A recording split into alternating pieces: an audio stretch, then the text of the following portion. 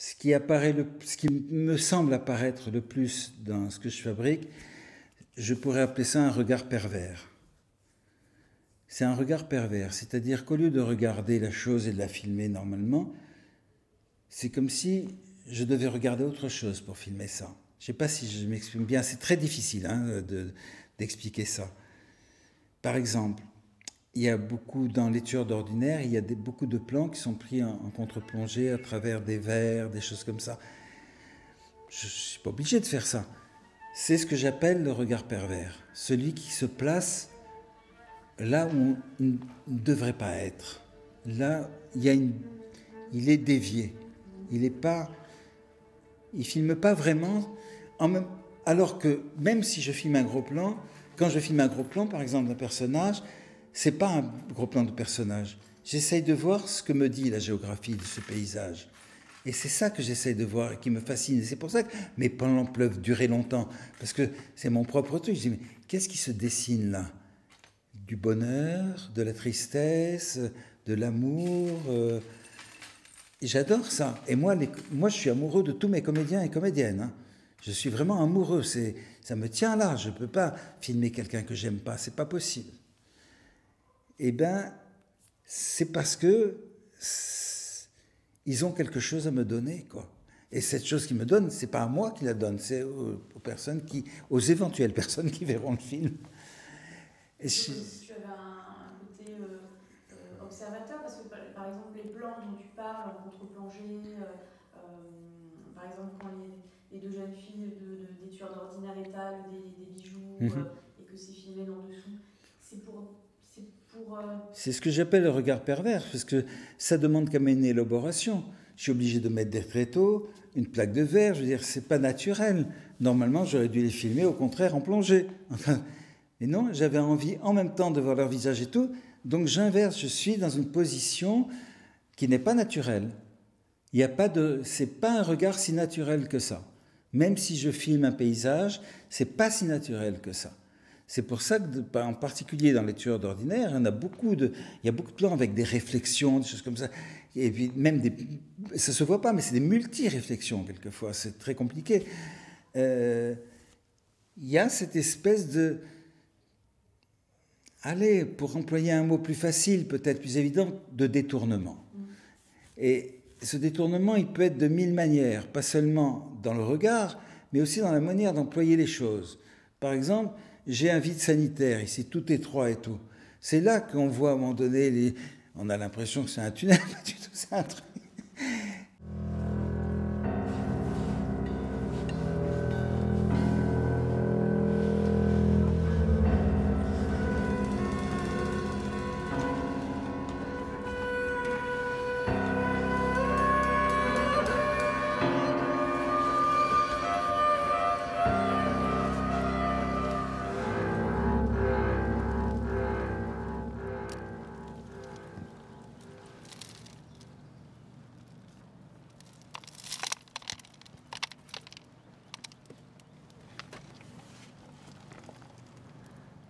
Tout est comme ça. J'essaye de... Oui, c'est une forme de perversion, quoi. Pas une perversion sexuelle, hein, évidemment. Quoique, j'en sais rien, mais en tout cas, c'est une forme de perversion puisque je détourne les choses. Je ne les prends pas pour ce qu'elles sont. Et à la fois, je respecte... C'est très compliqué, quoi. C'est un double mouvement. C'est pour ça que c'est difficile de répondre à cette question aiguë. Je sais que c'est chez moi. Si je me pose la question, oui, c'est chez moi. Mais quand je filme, non, c'est plus chez moi. C'est autre chose. Hein. C'est complètement autre chose. J'ai filmé énormément de choses chez moi. Il y a un film qui ne fait pas partie de la rétrospective de Toulouse, qui s'appelle Bleu Palbourg, que j'ai filmé en partie à Hambourg, mais d'autres plans sont faits chez moi. C'est évidemment méconnaissable, on ne sait pas où c'est. Mais moi-même, je ne sais plus. Même au montage, je ne savais plus très bien. C'était plus chez moi, évidemment. C'était devenu, oui, un ailleurs. Le lieu de l'imaginaire. C'est un lieu imaginaire. Oui. C'est un lieu imaginaire. Oui. Mais ça, c'est le cinéma, hein, de toute façon. C'est la force extraordinaire du cinéma, c'est de pouvoir être dans un lieu tout en montrant un ailleurs. Et c'est aussi un moyen de relier des choses entre elles qui n'ont normalement aucun lien. Comment on fait pour... Des fois, c'est incroyable ce qu'on arrive à mettre dans un chant contre chant. Enfin, l'effet Kuleshov, il peut jouer de manière énorme, à très grande échelle. C'est un peu un grand effet Kuleshov, hein, on peut dire grand, je veux dire, pas sa durée, les tueurs d'ordinaire. Parce que les comédiens que je ne pouvais pas filmer en même temps, ben, ça raccorde, mais ça raccorde sans raccorder. Hein, voilà, on fait raccorder, on oblige. J'ai fait des rencontres, plutôt que... Ça n'a jamais été sur une durée très longue, sauf les camarades dont j'ai parlé, hein, qui sont très proches. Un musicien comme François Tusk, c'est depuis 1965 que je le connais, que nous travaillons ensemble, qu'on fait des choses, oui. Mis à part les camarades, ce sont des rencontres qui ont été importantes dans ma vie, oui. Alors c'est des rencontres de fois de gens que je n'ai jamais rencontrés. Par exemple, oui... une des figures les plus importantes pour moi, c'est Luis Buñuel. Non seulement je ne l'ai pas rencontré, mais je n'ai jamais voulu le rencontrer. Parce que Ado Kirou m'avait proposé, il me dit, mais viens, on va le voir.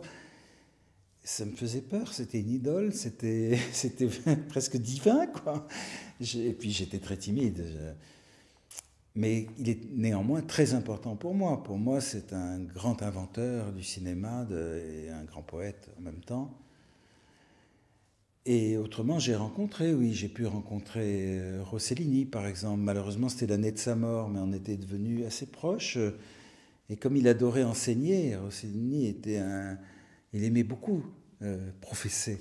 Et il voyait un jeune en face de lui, et c'était formidable. Oui, ce qui s'est passé, oui, il m'a appris des choses.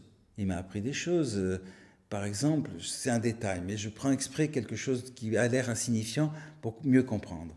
Je vais avec lui au mixage de son film qu'il a fait sur Beaubourg, qui venait d'ouvrir le Centre Georges Pompidou. Il va au mixage, il demande au mixeur d'ouvrir le micro devant lui. Le mixeur dit pourquoi ? Il dit parce que j'aime bien perturber un peu. Et effectivement, il faisait des petits bruits de temps en temps. Alors quand tu étais là, tu disais ça, ça avait l'air d'être n'importe quoi. Et quand on relisait, quand on réécoutait le mixage, on s'apercevait, il y apportait de la vie, tout simplement. Tout simplement de la vie. Et puis quelque chose qu'il n'y avait pas quelquefois. Parce que quelquefois, quand tu filmes, surtout en documentaire, et que tu ne maîtrises pas tout ce qui se passe, il manque peut-être quelque chose, et lui, il y apportait un rythme. C'était pas de la musique, c'était des bruits perturbateurs qui se mêlaient là, qu'on croyait faire partie de la bande-son, mais pas du tout, ils étaient complètement fabriqués. Ça, c'est des choses, oui, c'est des rencontres comme ça, évidemment. Autrement, j'étais passionné par Henri Michaud, qui à mon sens est le plus grand poète du XXe siècle. Et j'ai toujours voulu faire un film sur Henri Michaud, mais lui ne voulait pas être filmé, hein, il ne voulait pas. Puis un jour, on m'a donné l'occasion de dire, oui, tu as 7 minutes, là, si tu veux, tu peux faire un film sur... mais sans le voir, quoi, sans lui. Donc j'ai fait un petit film sur Henri Michaud. Et c'était émouvant pour moi, parce que bon, c'était pas grand-chose, mais c'était un petit film. Et le film sort à la télé, c'est dans un magazine, tu vois, c'était pas grand-chose. Et je vais à la FIAC, donc la grande expo d'art contemporain, et là, il y avait Henri Michaud. Et mon assistante qui est là, il y a Henri Michaud qui est là.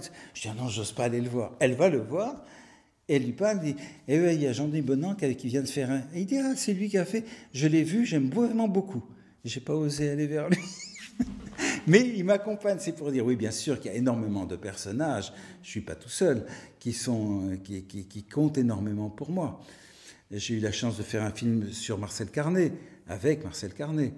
Alors, même si le personnage était très particulier, il y a eu quand même... Oui, lui aussi, il m'a appris des choses. Lui aussi, il faut dire que ces personnes ne sont pas très ordinaires. Hein. Tous ces personnages dont je parle, ils avaient vraiment une manière de parler du cinéma qui n'était pas celle du savant, du théoricien, du critique, mais qui était celle, j'ai envie de dire, du technicien. Des choses très simples, des choses mais tellement évidentes, ça paraît idiot, mais élémentaires. Et il était dans l'élémentaire. Et chaque fois, c'était une leçon qu'il me donnait, que je recevais, alors que j'étais déjà cinéaste et tout, mais bon, pas à la hauteur de Carnet. Mais par exemple, il me disait, ouais, c'est bien, Jean-Denis, là, ce que vous faites, c'est bien, mais vous ne pensez pas que c'est un peu confus C'était pas grand-chose. Il avait complètement raison. C'était pas un peu confus, c'était complètement confus. C'était pas bien. Il y avait quelque chose qui... Il a raison, c'est aussi du dessin, un plan. C'est aussi du dessin. Il faut avoir un premier plan, un arrière-plan. Si tout est sur le même plan et tout se confond, il n'y a plus d'expression possible. Il n'y a plus rien qui se passe. Et ben bon, même si je le faisais intuitivement, lui, il a mis les mots dessus. Et ça m'a permis de mieux asseoir les choses.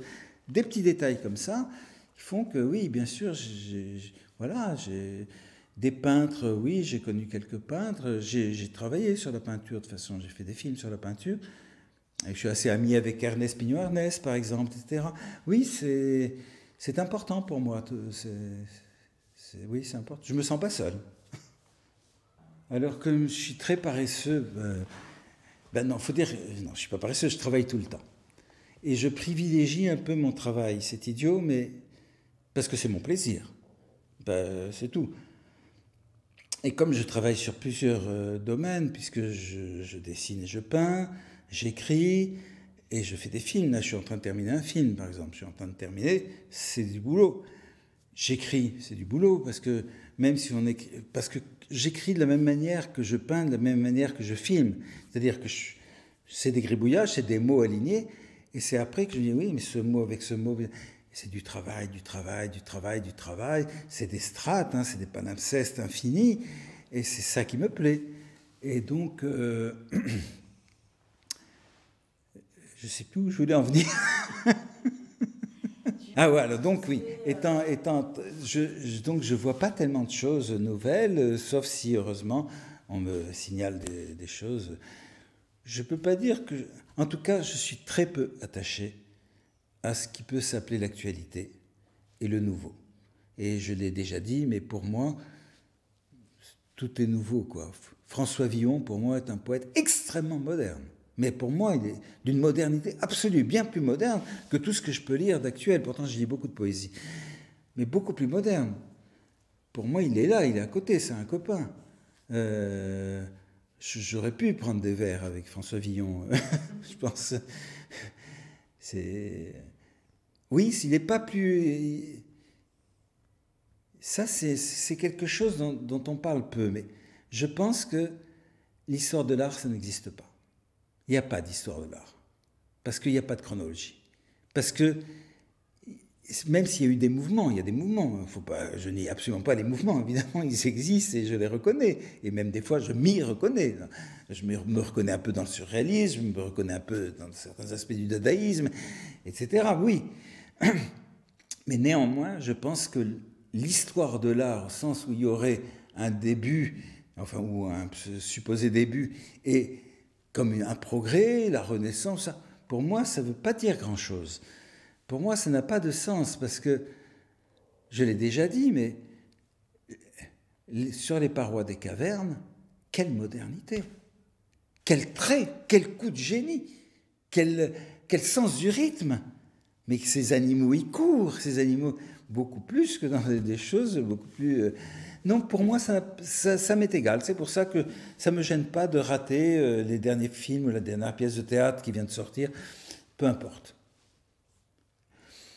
Villon, on parlait de François Villon. Enfin, je parlais de François Villon. François Villon, pour moi, très, très proche du rap. Il est très, très proche du rap. On peut rapper François Villon, si on veut. Frères humains, qui après nous vivez, n'ayez le cœur contre nous endurci, car ce pitié de nous pauvres avez, etc. Et je le fais mal, mais quelle modernité, enfin, bien sûr que il faut arrêter avec ces trucs-là. Il n'y a pas d'histoire de l'art, ça n'existe pas. Il y a une histoire de l'humanité peut-être, mais en tout cas, l'histoire de l'art, ça n'existe pas. Tu vas sortir ton album avant ton prochain film ou ce sera l'inverse?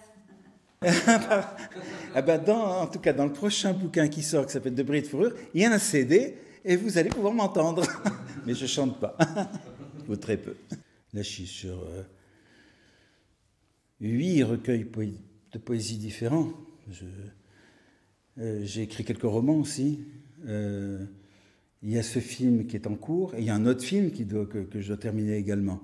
Et j'ai bien envie, après, d'avoir un nouveau projet, mais j'aimerais un tout petit peu, 2 centimes, 3 centimes au moins, quoi, pour pouvoir... Non, mais ne serait-ce que pour que les gens qui travaillent avec moi puissent... c'est pas normal. Ça devient de l'exploitation, après. Oui, actuellement, donc, j'ai de la chance, parce que finalement, après avoir caché mes films, involontairement, caché ma poésie volontairement, eh ben, on est venu me chercher quand même, on est venu m'extirper. Et le premier recueil Meute, il a plutôt plu, et il y a d'autres éditeurs qui l'ont acheté et lu, et qui m'ont commandé des choses, enfin demandé des choses, pas commandé. Donc il y a bientôt aussi un nouveau recueil qui va s'appeler « Et que chaque lame soit cri », qui tourne beaucoup autour de la mer, justement, qui va sortir aux éditions de l'Institut du Tout-Monde. C'est une édition très intéressante. Je suis fier de ça. Très prochainement, là, très bientôt, peut-être qu'à Toulouse, on va pouvoir le présenter, va sortir De bris et de fourrure, donc, dont j'ai parlé, que j'ai fait avec la complicité de Jean-Pierre Bastide. Il y a d'autres choses en vue aussi, des romans qui vont peut-être sortir. Je n'ai pas de date, mais je continue à écrire, en tout cas, oui, beaucoup. Les films, pour les films, donc, je suis actuellement en train de terminer le montage avec toujours ma fille Julie d'un film qui s'appelle Gueule, au pluriel, qui est sur les gueules cassées de 14-18, à partir d'un bouquin d'Andreas Becker qui s'appelle Gueule. Quelle originalité pour moi. Donc à partir de... C'est une dérive en fait, c'est pas un film, un livre qui est adapté, hein, c'est une dérive, mais ça parle de la même chose, les personnages sont les mêmes, que j'ai filmé aussi là, c'est un court long métrage qui fera 1h04, 1h05 à peu près. Il est assez amusant parce que comme c'est un film qui se passe pendant la guerre de 14-18 en principe, que j'ai pas les moyens de reconstituer des champs de bataille, eh bien, Jean-Pierre Bastide a fabriqué des maquettes avec des petits soldats de plomb, que j'ai peintes, enfin on a fait ça ensemble. Donc on a fait un truc, c'est assez particulier finalement. On arrive à faire, malgré soi, quand tu as des moyens limités, malgré toi, tu es obligé d'inventer, quoi. On est contraint, on est obligé, on est acculé à l'invention. Et donc, oui, c'est très marrant. Donc, et là, on se sert de tous les accidents aussi, c'est pareil, parce que rien ne se passe comme prévu, quoi. Et là, il y a pas mal de comédiens. Il y a Daniel Laloux qui joue un tambour. Non, un tambour, parce qu'il est tambour. Il y a Denis Lavant qui a le premier rôle. Il y a un comédien très bien qui s'appelle Yann Caraquillo. Voilà, une série de personnages. Un danseur très important qui s'appelle Lario Exxon, très bon danseur, et la musique de François Tusse qui est filmée, qui est dans le film. Parce que moi, je trouve que quand quelqu'un fait de la musique, pourquoi ne le voit-on pas, tu vois? Tout simplement, il est là. Ça, c'est pour le cinéma. Et puis, en réserve, il y a un autre film dont je ne peux pas trop parler pour l'instant, mais qui mêlera des images très anciennes que j'ai tournées en 1980 avec des comédiens et que j'ai retourné il y a 2 ans à peu près. Donc, j'ai repris les mêmes comédiens, sauf celui qui était mort. Donc c'est un peu, on parlait du temps tout à l'heure, et ça c'est extraordinaire, parce qu'on retrouve par exemple Dominique Morin, hein, de la famille Morin. Dominique Morin, a presque 40 ans d'écart. On retrouve Laurence Mercier, qui est une très bonne comédienne. C'est très frappant, quoi. Il y a vraiment le passage du temps, là, qui est vraiment là. C'est de la chance de trouver ça. Et il y a moi aussi. Moi qui suis, qui joue le rôle d'un pervers en 1980, que je filme aujourd'hui, complètement vieilli, en plus avec la voix cassée, enfin une voix presque muette. Et il y a Daniel Laloux qui joue un tout petit rôle minuscule dans un film, mais je l'ai repris aujourd'hui, et ça va être passionnant à faire. Je ne sais pas si ça va tenir le coup, hein, mais... En tout cas, le projet m'intéresse en tant que projet. C'est très rare de pouvoir reprendre les mêmes comédiens et de juxtaposer les choses comme ça. Donc je vais travailler là-dessus bientôt, j'espère.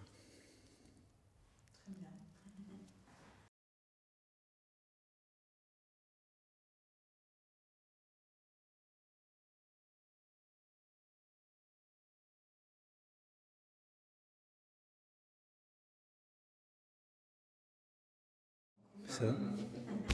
On peut s'arrêter. En tout cas, oui, si vous avez... Oui, si tu voulais faire un plan...